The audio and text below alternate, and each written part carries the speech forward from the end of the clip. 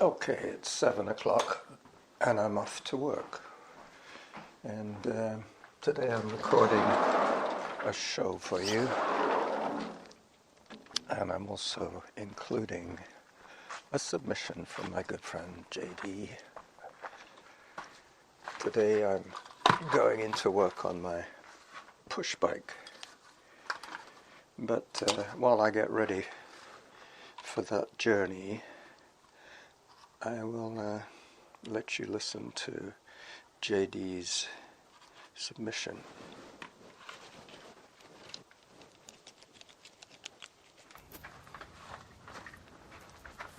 Well, hello, Carlos.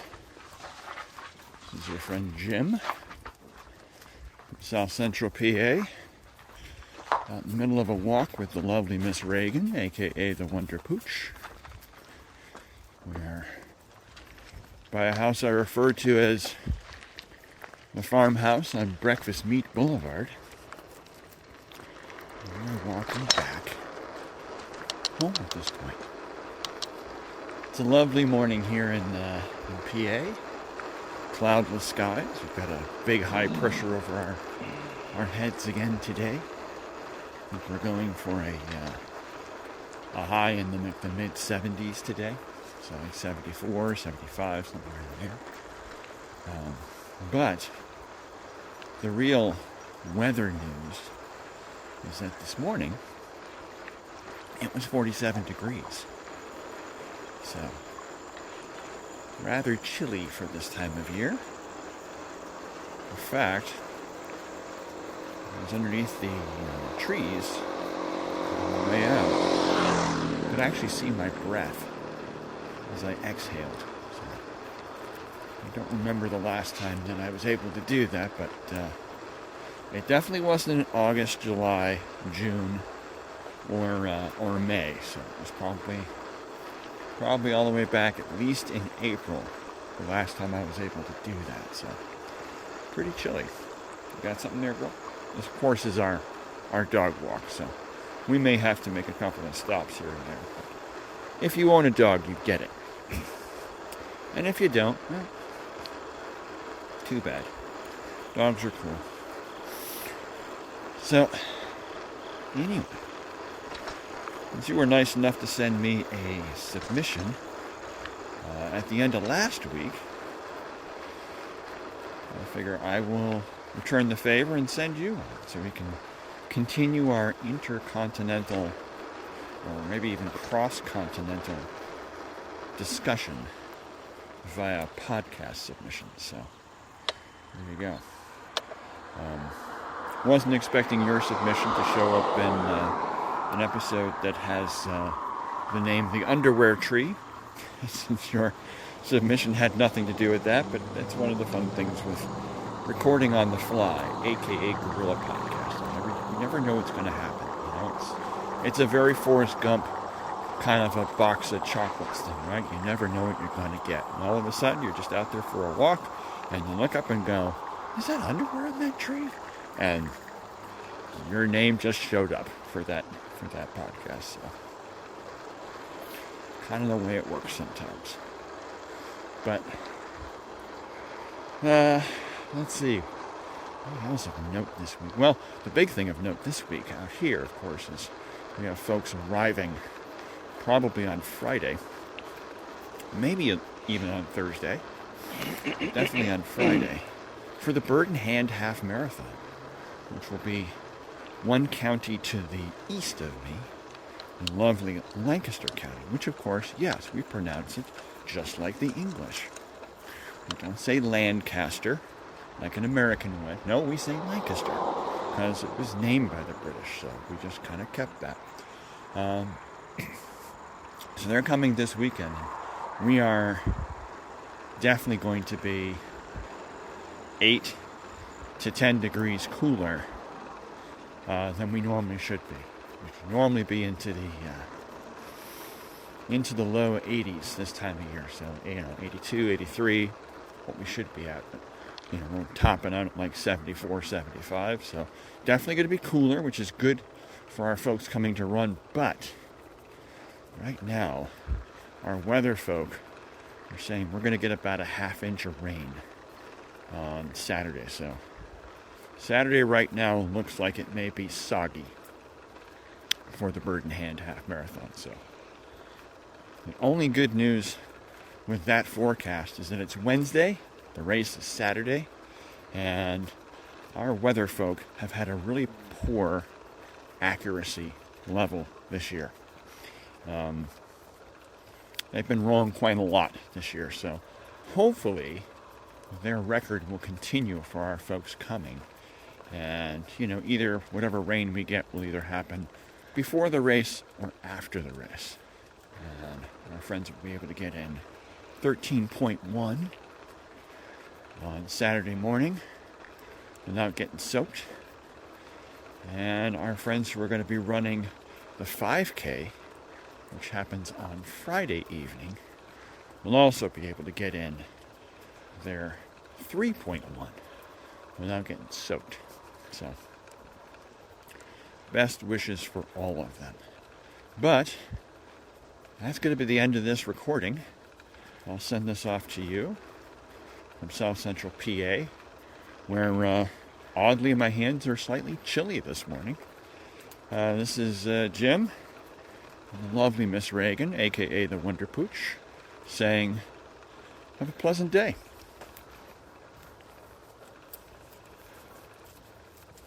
So thank you, JD, that was great. And say hi to the lovely Reagan from her friend, a virtual friend in Canada. I managed to catch my breath now while JD was talking. Just going through Harvest Lane, remembering that I have quite a few gears to use on my push bike. One thing I really noticed was that my speed fluctuates so much. I've in fact gone faster on this bike than I have on my e-bike, because normally I cruise at around 20 to 22 kilometers an hour, which is quite scary enough for me. But on the downhills, I tend to let the inertia take hold, and the bike will just speed up. Either of my bikes will just speed up to their terminal velocity on that hill. And I've noticed that this bike takes off and picks up speed quicker than my e-bike on a downhill, probably because it's more efficient. It has smoother bearings. It's also a lot quieter than my e-bike. I've noticed from past recordings on the e-bike that you can hear the motor. You can hear the motor droning. Right, so this is Parkside, and it's right next to Mount Douglas Park. I'm just about to turn onto Glendenning, which will take me to Mount Douglas Crossroad, and then from there onto the Lochside and the Galloping Goose rail trail. Starts off as Lochside Trail, and then it becomes the Galloping Goose. I'm going to have to stop talking now because my breathing is going to be affected by this hill.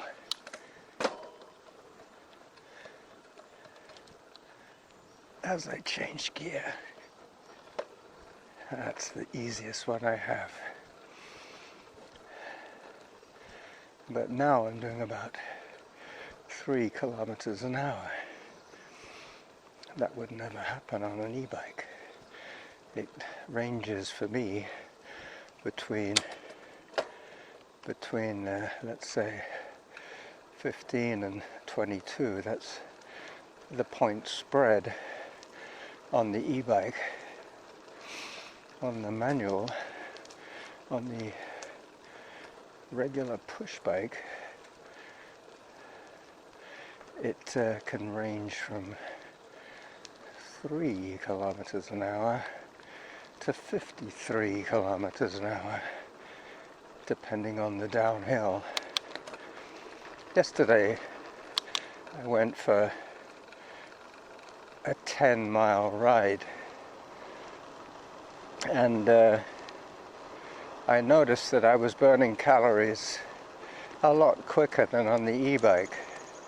In 10 miles I burnt 400 calories. As I pick up speed on the downhill, having to find a gear that my feet can keep up with. That's the problem with this small cassette. I've got 6 gears at the back and 1 super gear, the biggest of the set, which is the 7th gear, and it's the one I had to click into on that hill just then.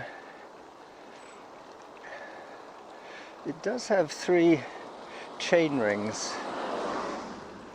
but as yet I haven't decided whether to tackle that job. It definitely needs some tweaking for it to work, which would suddenly open me up to a lot more ratios, gear ratios. So this is another fast section where I will coast.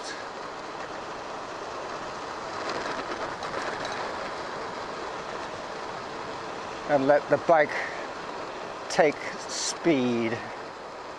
But there is an uphill on the other side, so I am now negotiating that at the 3-kilometer mark.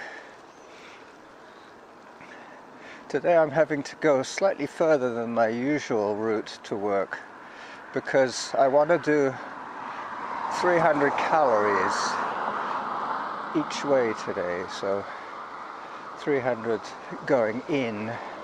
I have to do 4, I think Norma worked it out, I have to do 12 kilometers to burn 300 calories.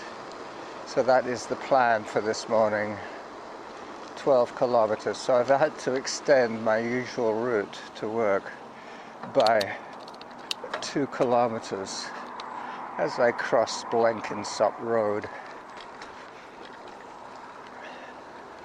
Now you've had the bike talk, now you're going to get a little bit of electronic tech talk. Today's setup is my Sony hanging around my neck, inside the baby glove, inside the phone pocket that hangs around my neck, the pouch, or as Pablo, my brother, calls it, my feed bag.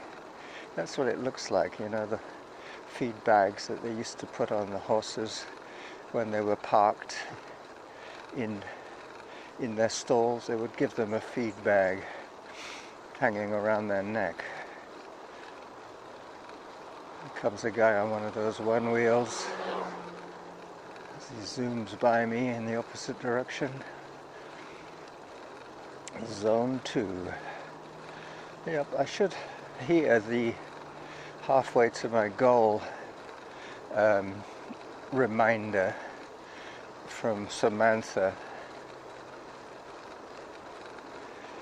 Now this feed bag around my neck has also an extra layer of wind protection because it's inside my sweater, as well as being in its pouch. Hopefully this will be a very nice, clean recording, just as clean as JD's recording with his walk with the lovely Miss Reagan. I'm now getting into the noisier section, the outskirts of town. Zone 3, there you go. It was interesting to compare the two rides that I did yesterday. My first ride was schlepping, had some shopping to do. Excuse me, that was my porridge. I rode into Borden Mercantile, which is a agricultural supply warehouse that happens to sell barley, which was the ingredient that was missing from my recipe for a batch of beer that I made yesterday. Apparently, they sell barley for animal feed, and it's cheaper and closer than going to my specialty store and buying the malted barley that they have there. Now, it's not clear to me yet whether the grain benefits from being ground slightly, which is the service that the beer store offers me. But Borden Mercantile does not grind their barley. It comes in its virgin state, straight from the ear of cereal. As I look both ways, crossing Cedar Hill Crossroad, could say I double-crossed it. I crossed the crossroad. I'm now coming up to the car counter. I mean, the bike counter, I should say. It counts the number of bikes going into town. And today it looks like I am the 83rd cycle going in to town. As I quiet for a few seconds while you have to put up with the noise of the traffic.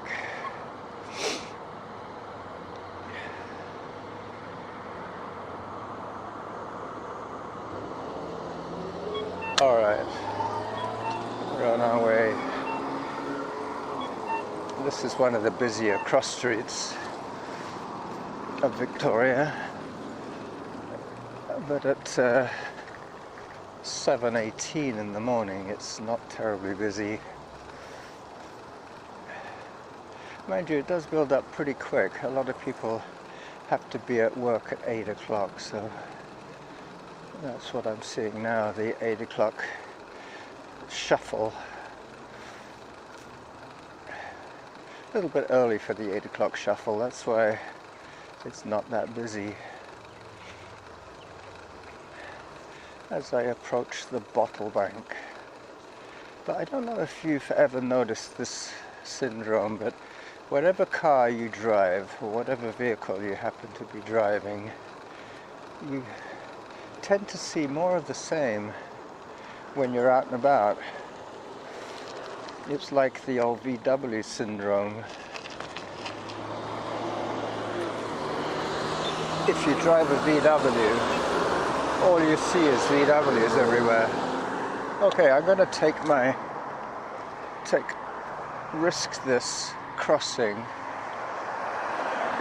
I can see the danger and I can easily avoid it. I could have waited for the pedestrian light. You see, it just went off and I've already crossed. That must be so annoying for the car drivers. This is the VW syndrome. for me now is more like the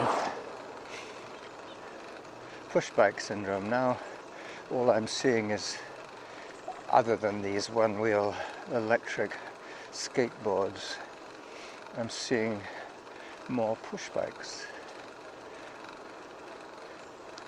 Here comes a bike. What's this one? Yeah, this one's a pushbike with an orange frame. And another one. And an electric bike. Okay. So there you go. It has been 4-to-1 today. 4 pushbikes, 2 electronic skateboards, and 1 e-bike so far.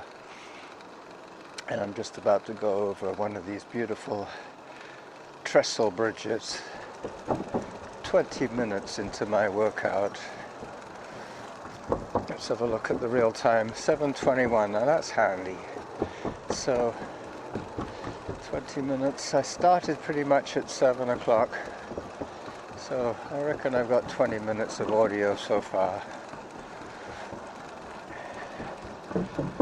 Maybe not quite 20 minutes.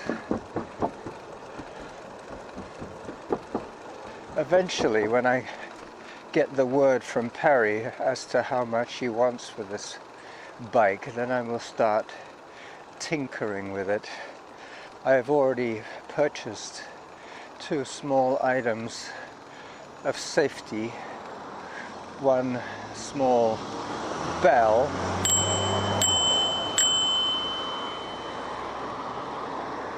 and one rear view mirror.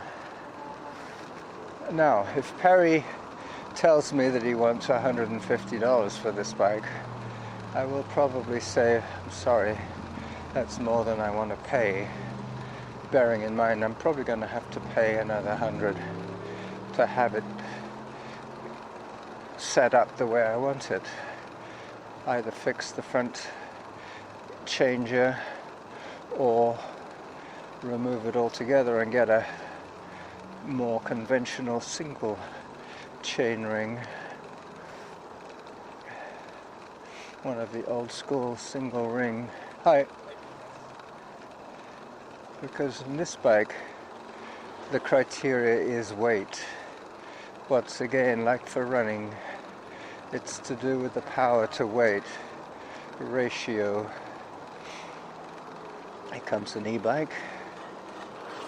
You can always tell an e-bike. Firstly, they look a little more solid, they're bigger. And secondly, the cadence of the cyclist always seems slightly incongruous to the speed that they're traveling. With the power assist, you can choose a heavier gear to ride and let the motor take out the hills for you, as I just got passed by another guy on a regular bike. On this one there is no assist, so the hills take their toll on me. Zone 2 I'm hearing all the time. I haven't heard of Zone 3 yet. Yesterday I got into Zone 3 briefly, but getting back to the power to weight ratio, the bike is light and my power is limited. All this plateau training that I've been doing for the last 10 years, it has made me more efficient but weaker. My heart does not want to go hard for a long period of time.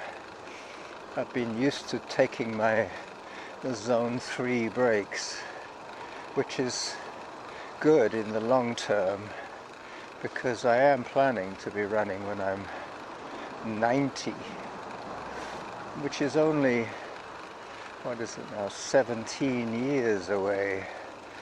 And when I started this project, it was 25 years ago to go, I should say. as I go through the tunnel.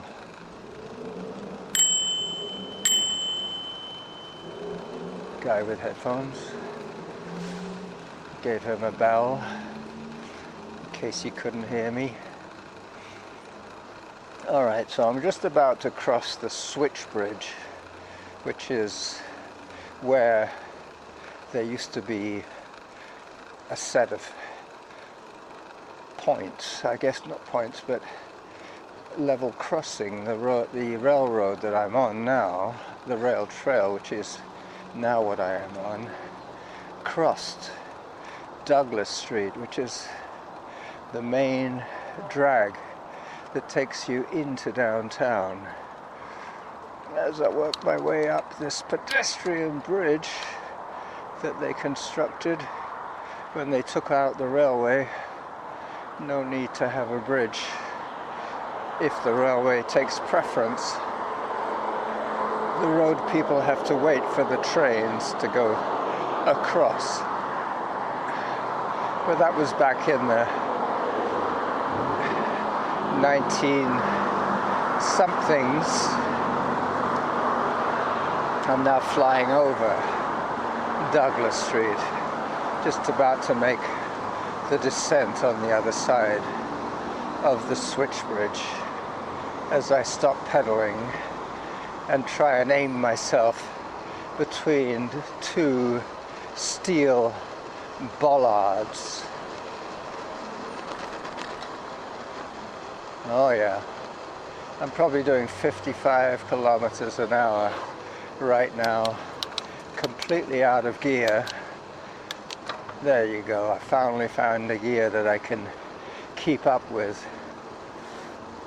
But that's it. If you had a big cassette at the back and 3 chain rings at the front, you could always be in a gear, so you wouldn't be coasting. You would be able to help the bike on its way at all times. Because in the gearing I have now means that there is a time when I can't pedal any faster. Hang on, has this guy seen me? Yeah, thank you. I can't change down any more gears because I don't have any more gears. But this is my cross-training tool. I'm trying to make more use of my rides to work, the occasional rides to work while the weather is still good. It's going to be dry and mild for a little while longer until the rainy season begins.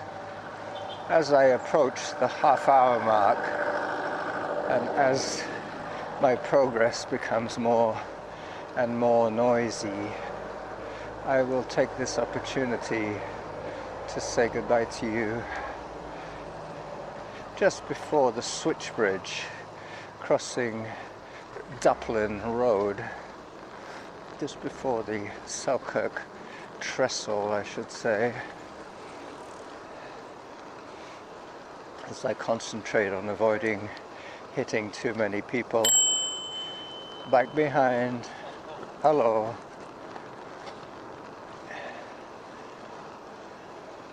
This is the Running Jackal signing out on his midweek show.